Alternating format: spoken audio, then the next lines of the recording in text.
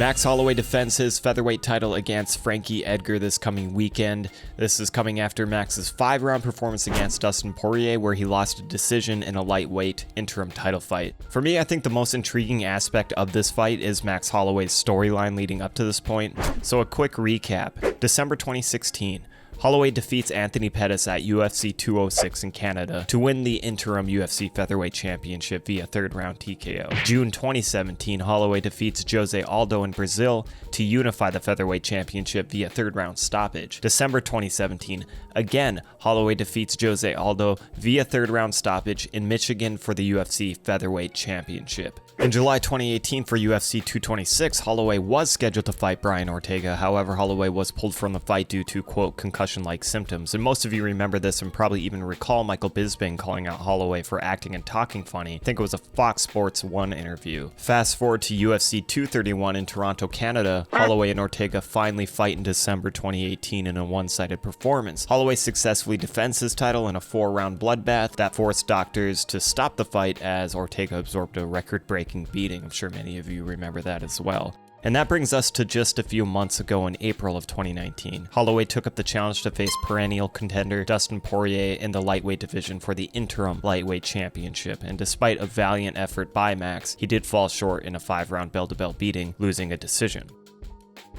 In my opinion, if you factor in the odd concussion-like symptoms from last year in July, the recent 5-round war with Poirier where he absorbed plenty of heavy blows, and also the weight cut Max has to endure to get back down to 145, I would argue that there may be some cause for concern. After all, this will be Holloway's 20th fight in the UFC since 2012, and he's only 27 years old. To give even more perspective, Frankie Edgar has been with the UFC since 2007, has 24 fights with the UFC, and he's 10 years older than Max. When you do see and hear those stats, it does bring up questions of Holloway's longevity and sustainability in the sport. And even more importantly, when will the tipping point be for Holloway? And only time will tell. I'm not saying that's going to be this fight at all. Speaking of longevity, there are few examples of top-tier contenders in this sport, the likes of Frankie Edgar. Frankie is the underdog in this fight. He's still the shorter fighter with the lesser reach. This is nothing new. My assumption is that Frankie will have to be all the way in or out of range of Max, getting in tight to avoid the heavy volume, sharp timing, and long reach. As we know from many examples throughout Frankie's career, he is able to gracefully tie his striking and wrestling together through feints, footwork, counterattacks, and timing. In addition, Frankie has proven to be one of the most durable fighters in MMA, and he's only lost once via knockout to Brian Ortega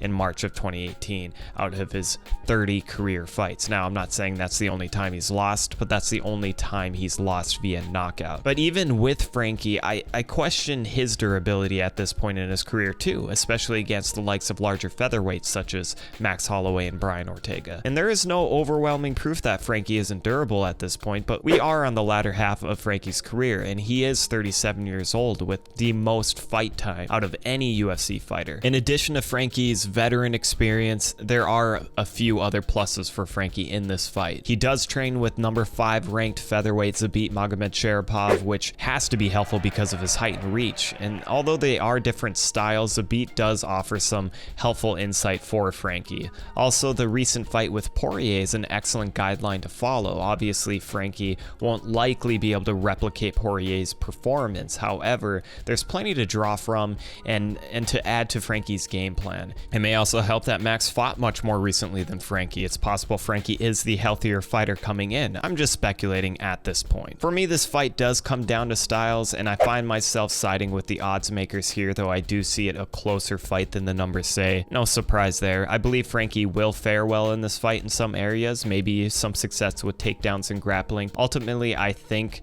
Max's volume and range will dictate this fight. Plus, Max has a killer instinct unlike many. He will double down and throw in the pocket when he smells blood, which is one of the many reasons why we love to watch Max Holloway fight. So I am favoring Max to pick up a decision, maybe a stoppage in the later rounds in this fight. Thank you everyone for watching my Holloway versus Edgar preview. Hope you enjoy UFC 240, and I'll catch you in the next video.